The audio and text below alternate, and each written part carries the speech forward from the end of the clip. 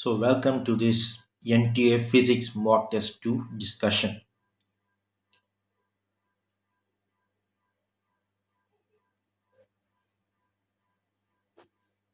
So, before going to the session, check out our Physics Mock Test 1 discussion done with concepts.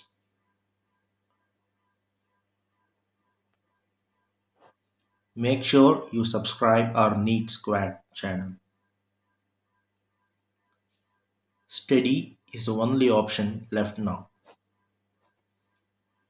Let's move on to the questions of NTA Physics Mock Test 2. This is the first question. The pressure of a medium is changed from 1.01 into 10 power 5 Pascal to 1.165 into 10 power 5 Pascal, and change in volume is 10%, keeping temperature constant. What is the bulk modulus of the medium? These are the four options given. Right. So how to approach this question? So pressure initial is given 1.01 in 10 power 5 Pascal. Pressure final is given, and del V by V is given. That is 10%, 10 by 100. Right. Now, what is the formula that has to be used for this sum? Is B is equal to, B means bulk modulus is equal to del P by del V by V. Del P means change in pressure. Del V by V means what? Change in the volume with respect to the initial volume. That is del V by V. Right. Now del P means pressure. Del P means what? Pressure final minus pressure initial. So what is pressure final? 1.165 into 10 power 5 Pascal minus 1.01 10 power 5 Pascal, and del V by V means 10 by 100. If you substitute this and proceed, you will get bulk modulus as 1.55 into 10 power 5 Pascal. So simply, if you know the formula, this question comes easily. So first one, option D.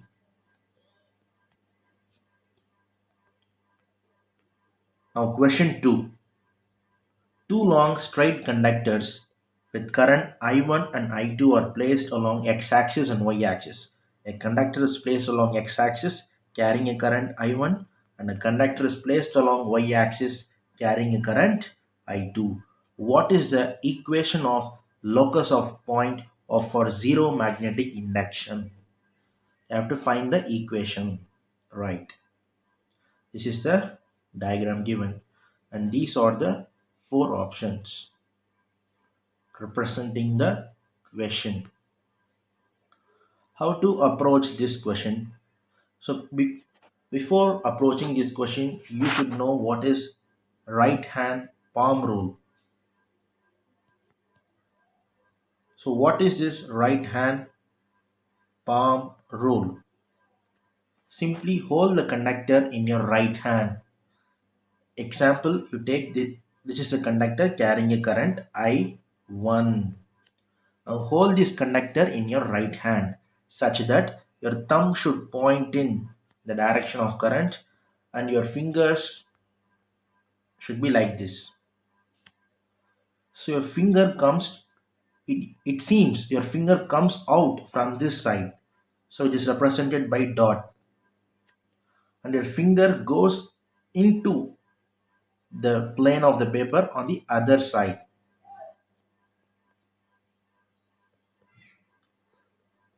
So what is this dots and cross? Dot means coming outwards, cross means going into it. So the magnetic field is coming outside on that side, and magnetic field is going into the plane of the paper on this side. It is given by right hand palm rule. You have to apply. You should know this rule to solve this sum. So based on this, I have given dots here, dots for this conductor, and crosses here, crosses here for this conductor. Right. Now take this conductor to carrying a current I2. Similarly, keep your thumb like this. and finger will be like this. So what it seems, your finger comes out from this side and your finger goes into the plane of paper on the other side. So that's why your dots, this side dot and this side cross. Now in this first quadrant, second quadrant, this is third quadrant, this is fourth quadrant. In these four quadrants, only two quadrants are possible where electric field B is equal to 0 is possible. Take this first quadrant, a dot, a cross. So it is going upwards, it is going downwards. So there is a possibility for B is equal to 0 in the first quadrant. First quadrant, okay. But if we take second quadrant, conductor 1 is producing outward magnetic field and conductor 2 is also producing outward magnetic field. Therefore, you cannot expect B is equal to 0 in the second quadrant. So in the third quadrant, yeah, this is cross and this is dot. So this is possible for B is equal to 0. And fourth quadrant does not make the conditions suitable for B is equal to 0. So this is also not possible. So only what can we say? The first quadrant and the third quadrant. Let's take the first quadrant itself. Okay, assume a point in the first quadrant. So what is the general formula for the assume these two conductors are infinite conductors. These two conductors are infinite. For infinite conductor, what is the magnetic field B at distance d? Mu naught I by 2 pi d. D means distance of the point from the conductor. Assume this distance is y for the conductor 1 and this distance is x for the conductor 2. So at this point B due to the conductor 1 is equal to B due to the conductor 2. So apply this formula here. Mu naught I1 by 2 pi. What is the distance? Y. B due to the conductor 2 is what? Mu naught I2 by 2 pi x. Because this point is the distance of x from the conductor 2. Okay. So when you proceed, mu naught cancel, 2 pi cancel. So y is equal to I1 by I2 into x. Y is equal to I1 by I2 into x. The second question, option C. So you need to know or apply the right hand palm rule. Now question 3. The bob of a simple pendulum is spherical hollow ball filled with water. A plugged hole near the bottom of the oscillating bob gets suddenly unplugged. During observation till water is coming out, the time period of oscillation would, these are the four options. First increase and then decrease to original, or first decrease and then increase to original, remain unchanged, increase towards a saturation value. Which one to choose? First, let's master the concepts. Assume this is a, okay, this is a pendulum, simple pendulum in the first case. So what is there? Length L and this is a bob. Okay.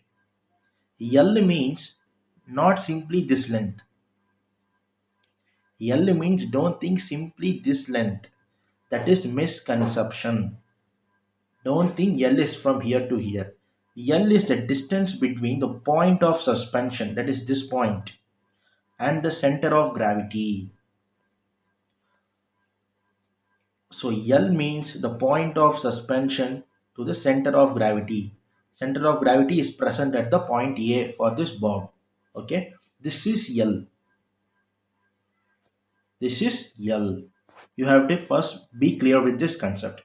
Now this bob is filled with water. Now where is center of gravity?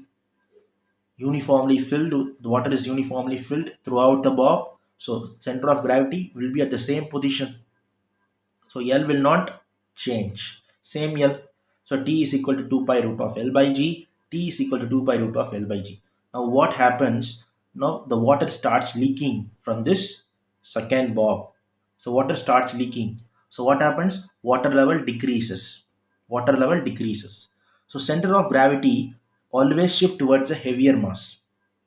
Center of gravity always shift towards a heavier mass. Initially, the water is fully filled. Center of gravity is at the center. Now the water is filled like this because some water has been lost. So center of gravity instead of at this point, what happens? It shift downwards because mass is at the downwards. Mass means what? Water. Center of gravity always shift towards a heavier mass. That's a concept we have to use here. So shifted downwards, say by del L. What is the distance it has shifted?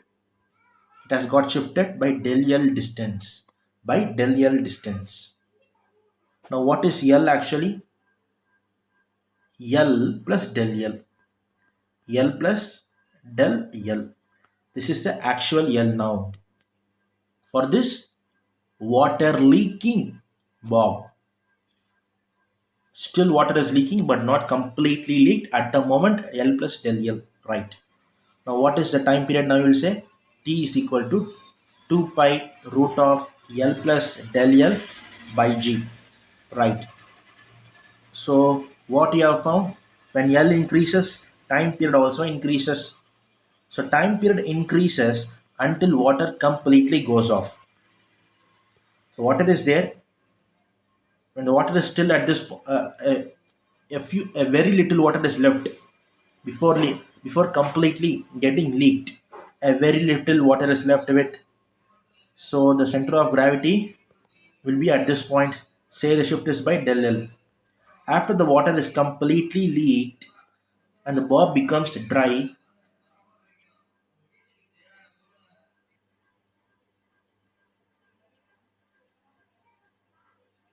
okay.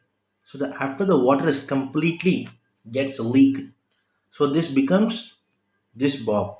So center of gravity again restored to the original position and T becomes T is equal to 2 pi root of L by G again after the water gets completely leaked, right? So what happens now? Time period increases until water completely goes off and after complete exit T restored to its original value, that is 2 is equal to 2 pi root of L by G. The time period first increases and then restore to its original value. So it's a concept based sum, first increase and then decrease to original value. So third question, option A. Now fourth question, if n, e, tau and m represent electron density, charge, relaxation time and mass of electron respectively, what is the resistance? So it's a Pakka formula based question. So formula based, R is equal to rho L by A. This formula is well known. Rho is equal to M by neat. Rho is equal to M by neat. What is this M by neat? M means mass of electron, N means number density, E means charge, and T means time, relaxation time. So what is this E? E means E square. This is a mnemonics. This is a mnemonics. You can use to remember this formula. So rho is equal to M by neat. Now apply this to the formula R is equal to rho L by A. So R is equal to M by neat into L by A or ML by N E square TA. ML by N E square TA. So fourth question, option A.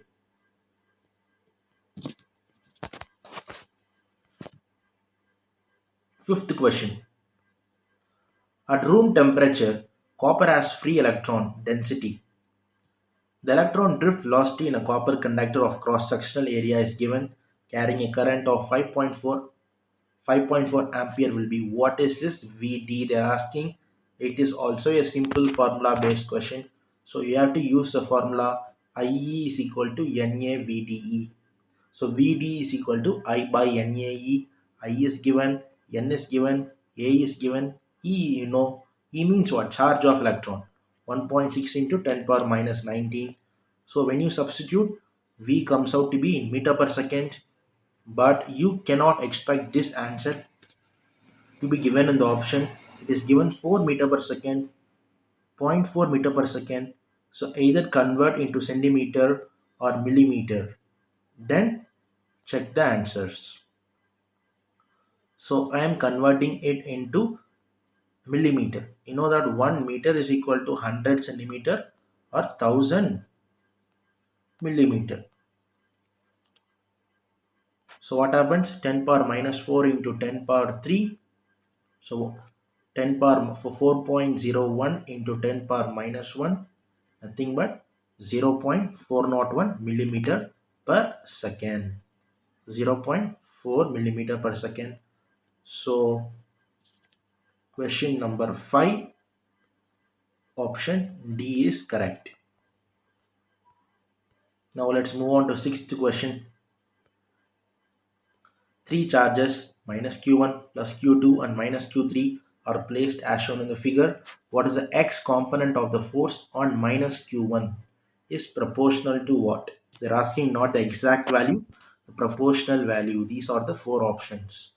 First look at the options, then only you will get the idea how to solve. Okay, is proportional to what? So this is a positive charge, this is a negative charge. So this positive charge tries to pull this minus q1 towards the itself. It is negative charge, this is also negative, minus q1 is also negative. This tries to push the charge away from itself. They are asking, this is theta, it is given. Okay, that is, it is pushing like this and this is pulling like this. So extend this line. If this is theta, this is also theta. Assume this is F1, this is F2. So what is the net x component force? Already F1 is there, that is x component itself. And what is the x component of this F2? Nothing but F2 sine theta. This is the total Fx component force on minus q1 due to the charge plus q2 and minus q3. So based on this idea, you are going to solve this sum. These two angles are equal because opposite angles are equal, right? So total x component force is F1 plus F2 sine theta. What is F1? For force, don't consider the sign. Simply K, magnitude of the charge Q1, magnitude of the charge Q2 by distance between them square, right? So F1 is what? K Q1 Q2 by this distance. Given in the question as B, so B square plus K, what is this F2? K Q3 Q1. This distance is given in the question itself as A square. So this sine theta, sine theta. Now you can remove this KQ1 as common, and these are constants because you're asking only proportionality. You can remove those two and you can write Q2 by B square plus Q3 by A square sine theta because they're asking only proportional. So Q2 by B square plus Q3 by A square sine theta. So option B is correct for sixth question. Right. Now seventh question. A real inverted image in a concave mirror is represented by the graph. So what is the graph? V by F graph and U by F graph. So simply you can eliminate the options and you can find this answer for this question. What is the concept? So concave mirror, object is negative. So it's a mirror. So U is negative. It is given real and inverted image. This is a concave mirror. If this is object, real and inverted image means on the same side of the object but inverted somewhere. So V is also negative. Since the word concave, we can put F is equal to negative. So what is V by F? Is V by F positive or negative? V by F. Negative by negative is positive. U by F. Negative by negative is again positive. So positive, positive means which quadrant you will choose? Positive, positive means first quadrant you have to choose. So your answer should lie in the first quadrant. So option 1 is lying, 2 is not lying, is 3 lying? No. 4 lying? No. So you can easily kick out the first option as the answer. So 7A. So it's a simple option elimination technique. You need not solve all the questions more appropriately. Simply you can eliminate the options and predict the correct one. Now option question 8. A table fan is rotating at the speed of 2400 rpm. Rpm means revolutions per minute. Is switched off. The resulting variation of rpm with the time is shown in the figure. What's the total number of revolution of the fan before it comes to rest? This is a graph and these are the four options displayed. Okay. How to do this question? So number of revolutions is nothing but area under the graph. Area under the graph, right? So RPM means revolution per minute.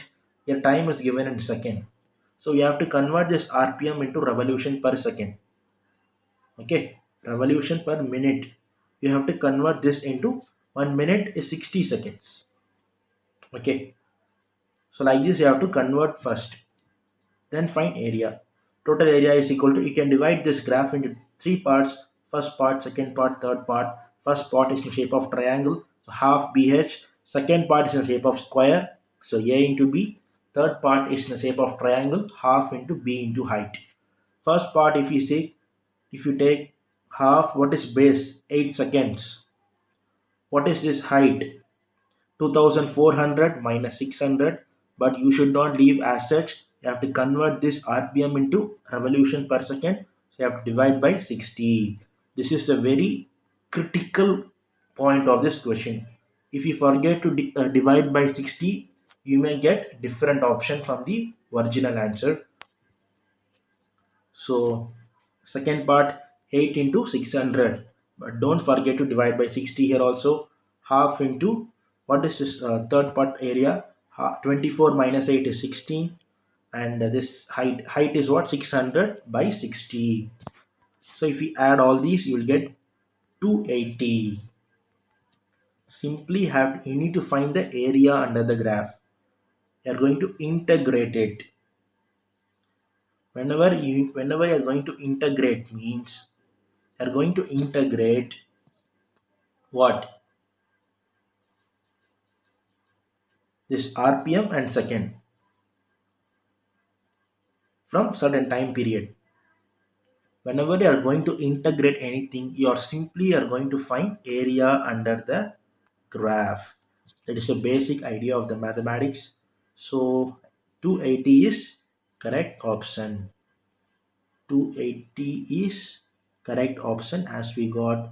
So eighth question, option B is correct. Ninth question. So a ball rolls off the top of the stairway with the horizontal velocity of magnitude 1.8 meter per second. The steps are 0.2 meter height and 0.2 meter wide. Which step will the ball hit first? So you need to imagine this question just like this. So this is a staircase. These are the steps. These are the steps. The ball is coming, rolling, and after reaching the end of the staircase, it is leaving the staircase with the horizontal velocity of 1.8 meter per second. So after leaving, it going to hit which step? Either fourth step or third step. Like that, the question is being asked. Only horizontal velocity is given 1.8 meter per second, and each step height is what? 0.20 meter. This is each step height, and each step length is x is equal to 0.20 meter. This is x and this is y. This is just like a projectile motion. This is projectile motion.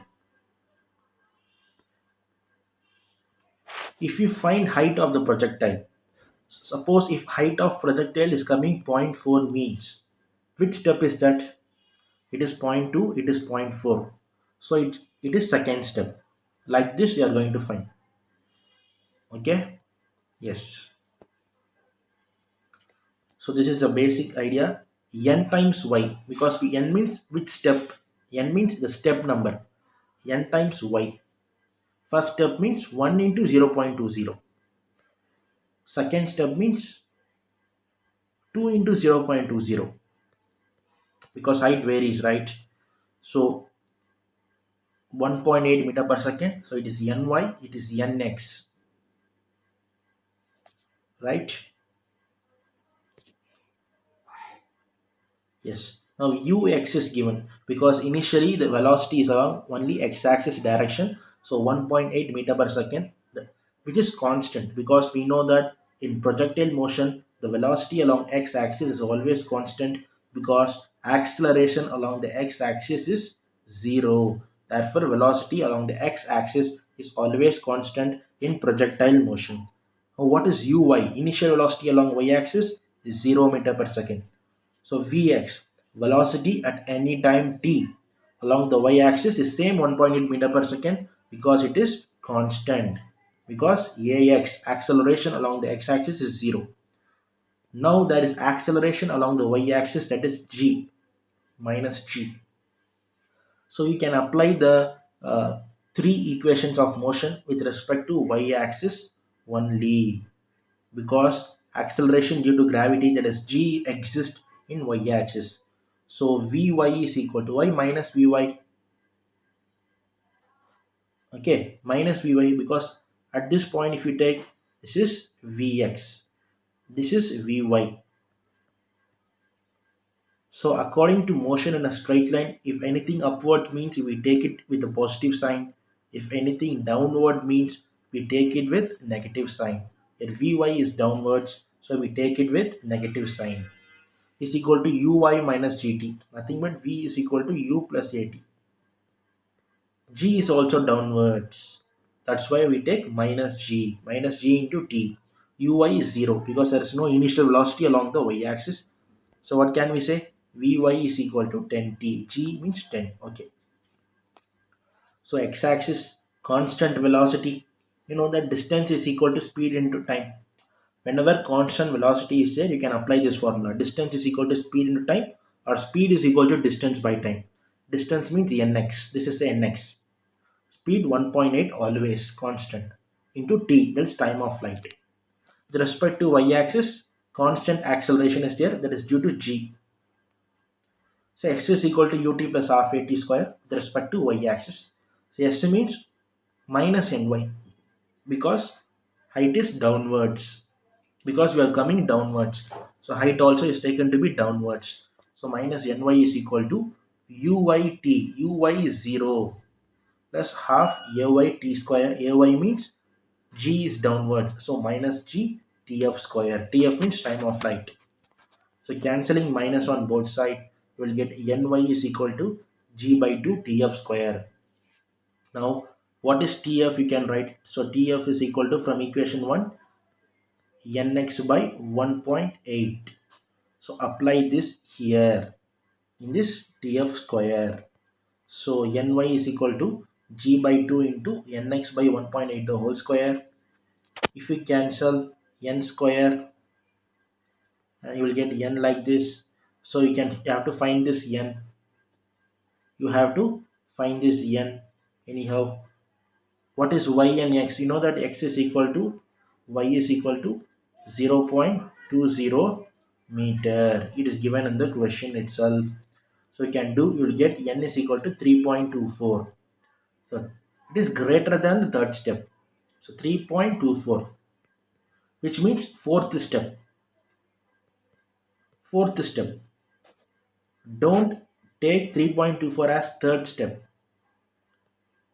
because it has crossed the third step halfway to the fourth step. So take the answer as fourth step. If you take as third step as answer, that may go wrong. Third step is wrong. Fourth step. So ninth one, option D is correct. Now 10th question. Consider the situation shown in the figure. The wall is smooth. So this is smooth surface, okay, of the blocks A and B in contact or rough. So this is rough surface. Okay. The friction on A due to B is right. This is a force applied. We are applying some force. So what is this component? F cos theta. What is this component? F sin theta. So in this block B, name the two forces. Is acting upwards. F sin theta is acting upwards. It is acting in this negative x-axis direction. F cos theta. These are the two forces acting on B. So F cos theta and F sin theta. Now due to F sin theta, that is upwards on the block B, okay, A slides down. So you are applying the force on the block B upwards. What happens? A slides down. A slides down. So frictional force acts on A upwards to prevent sliding. So A is going to come down. So frictional force opposes it to prevent sliding.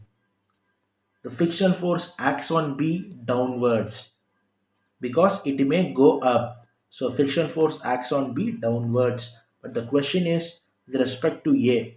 So frictional force acts on A upwards. Frictional force on A is upwards.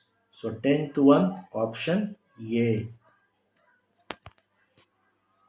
Okay, 10th one option A. 11 to 20 questions will be covered in the next video. Stay tuned, subscribe the